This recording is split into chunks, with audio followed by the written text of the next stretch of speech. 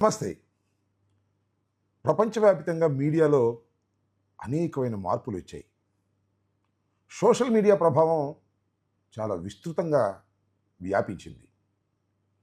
Regular media కన్నా social media చాలా ఇన్ఫర్మేషన్ని ప్రజలకు ఇస్తున్నదనేది సత్యం. అలాగే భారతదేశంలో కూడా సోషల్ మీడియా ప్రభావం తీవ్రంగా పెరిగిపోయింది. ముఖ్యంగా ఆంధ్ర రాష్ట్రంలో ఈ సోషల్ మీడియాని రాజకీయ పార్టీలు ఉపయోగిస్తున్నటువంటి తీరు సిగ్గుపడే విధంగా ఉంది. మనం ఈ మధ్యన చూస్తున్నాం కదా, సోషల్ మీడియాలో పోస్టులు పెట్టారని, సోషల్ మీడియాలో మాట్లాడారని కేసులు కట్టి నెలల తరబడి జైల్లో నిర్బంధించేటటువంటి కార్యక్రమాలు చేస్తున్నారు. మహిళలైనా, పిల్లలైనా, యువకులైనా ఎవరైనా సరే ప్రభుత్వం పనిగట్టుకొని వైసీపీకి అనుకూలంగా ఉండే సోషల్ మీడియా కార్యకర్తల మీద కేసులు కట్టి నిర్బంధాలు చేసి బెదిరించాలనే ప్రయత్నం చేస్తుంది.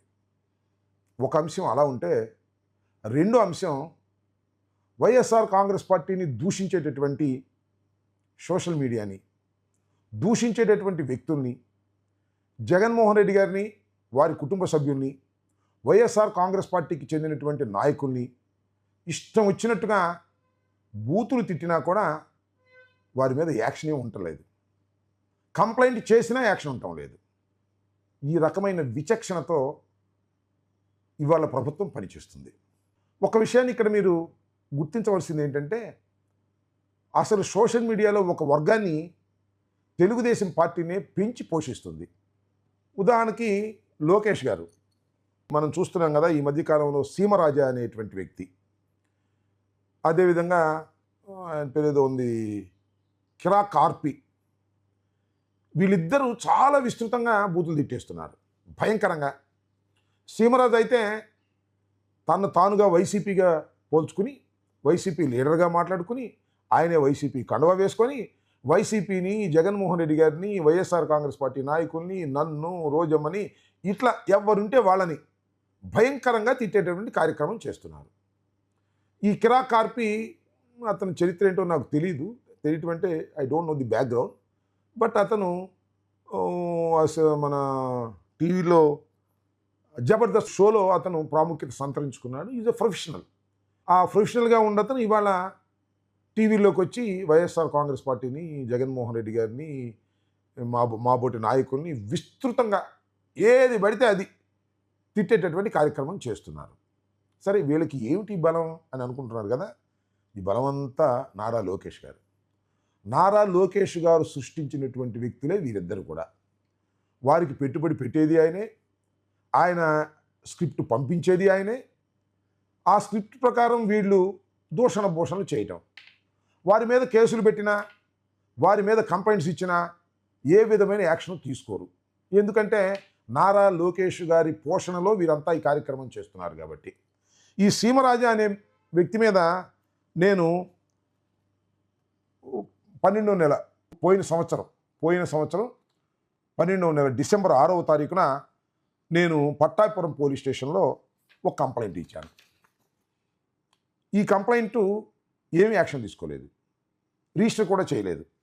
ఈ కంప్లైంటు నేను స్వయంగా వెళ్ళి ఇచ్చా. నా మీద చూడండి, ఆయన ఒరే ఆంబోతు, మా పార్టీని మింగబెట్టడానికే కదరా నువ్వు ఉన్నది.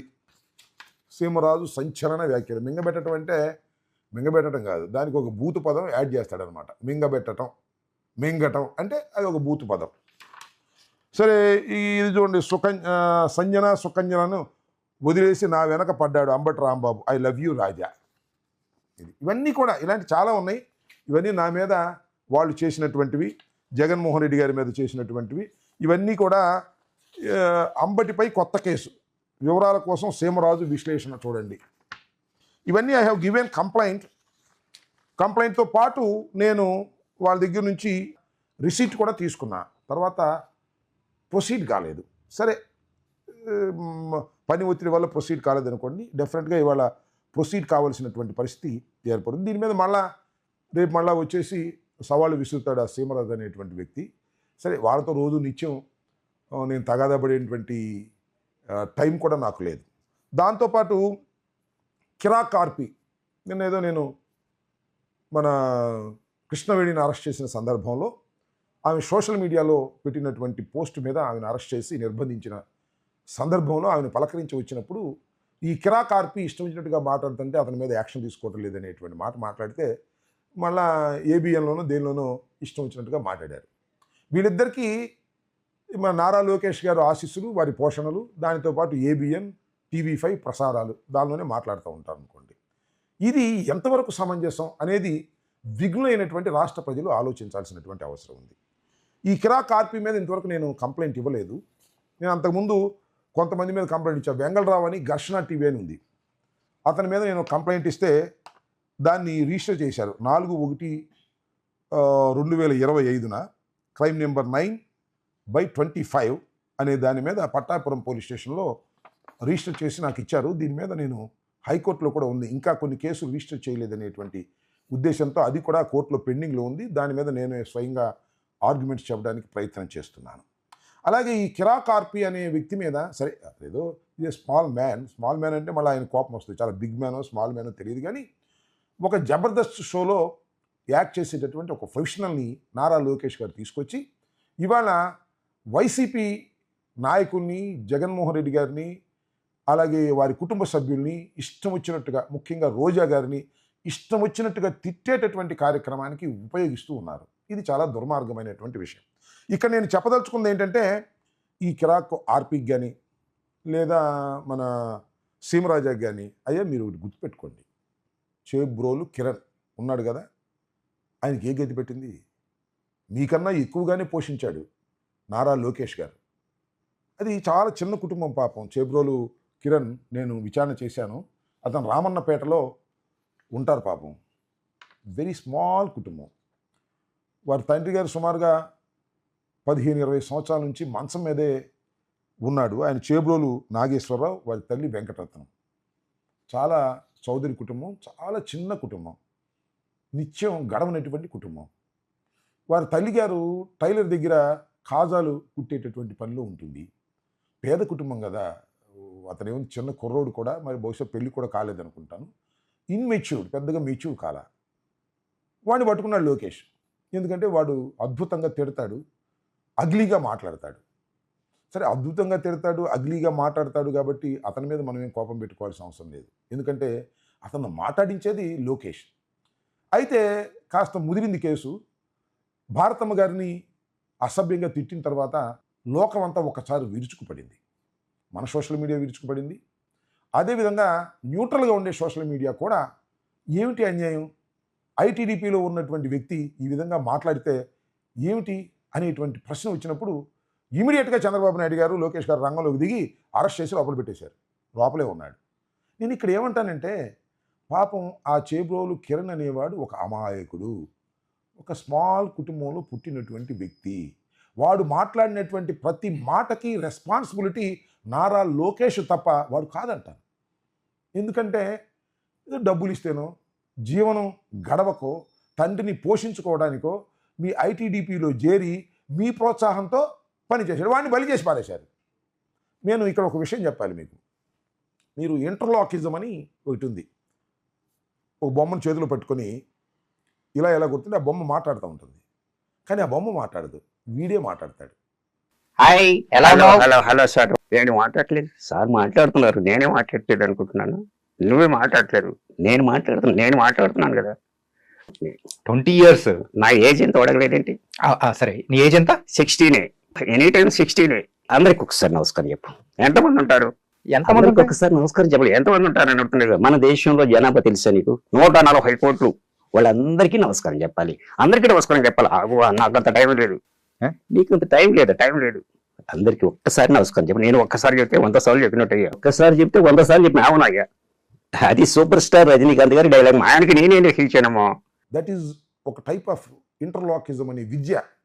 సేమ్ అంటే ఈ చేబ్రోలు కిరణ్ కానీ, సీమరాజు కానీ, లేదా ఆర్పి కానీ, కిరాక్ ఆర్పి కానీ, వీళ్ళందరూ ఇంటర్లాకిజంలో బొమ్మలు లాంటి వాళ్ళు.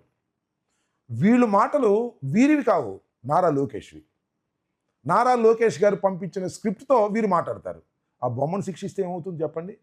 ఆ రకంగా ఈ ముగ్గురు బొమ్మలు నారా లోకేష్ గారు చెప్పినట్టుగా మాట్లాడేటటువంటి బొమ్మలు.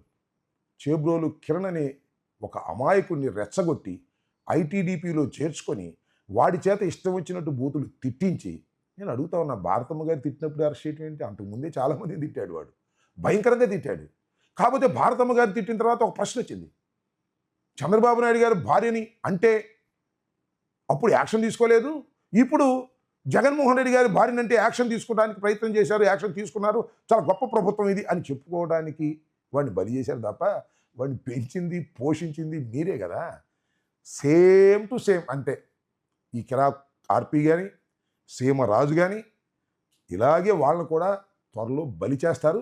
కాకపోతే సమయం రావాలి, కాస్త హీట్ ఎక్కాలి. నేను చాలా స్పష్టంగా ఇవాళ చెప్పదలుచుకున్నాను, ఈ కిరాక్ ఆర్పి గురించి కానీ సీమరాజా గారి గురించి కానీ వీళ్ళిద్దరి మీద తప్పనిసరిగా నేను న్యాయ పోరాటం చేయటానికి సిద్ధంగా ఉన్నాను. ఖచ్చితంగా వారి మీద యాక్షన్ తీసుకునే విధంగా నా ప్రయత్నాలు ఉంటాయని ఈ సందర్భంగా నేను చెప్తున్నాను. అయితే మళ్ళా ఎవరో ఆ జబర్దస్త్ కిరాక్ ఆర్పి సవాల్ విసురుతున్నాడు, చర్చికి రమ్మని. నాకంత తీరిక లేదు స్వామి నీతో చర్చ చేసుకోవడానికి. ఏదో నువ్వు ఇంటర్లాకిజంలో బొమ్మలాంటి వాడివి, ఏదైనా ఉంటే మీ లోకేష్తో చర్చకి రమ్మంటే వస్తాను, మీ లోకేష్తో కనుక్కొని చెప్పు. నీతో రోజు నువ్వు వీడియోలు చేసిన దానికి పద్దానికి నేను చెప్పను, కానీ ఇది మాత్రం నా ఉద్దేశం. తప్పనిసరిగా Kiraak RP at the same time Seemaraju వీళ్ళిద్దరి మీద లీగల్ ఫైట్ తప్పనిసరిగా చేస్తాను. వాళ్ళు చాలా చిన్న వ్యక్తులు అయినప్పటికీ కూడా మీ వెనుక ఉన్న వ్యక్తుల్ని మీరు దృష్టిలో పెట్టుకుని చేస్తున్నటువంటి ప్రయత్నాలు తప్పు అని సమాజానికి నిరూపించవలసినటువంటి బాధ్యత, ఒక బాధ్యత గల పౌరుడిగా నాకు ఉందని భావిస్తూ నేను ఖచ్చితంగా దానికి యాక్షన్కి వెళ్తానని కూడా ఈ సందర్భంగా తెలియపరుస్తున్నాను. ధన్యవాదాలు.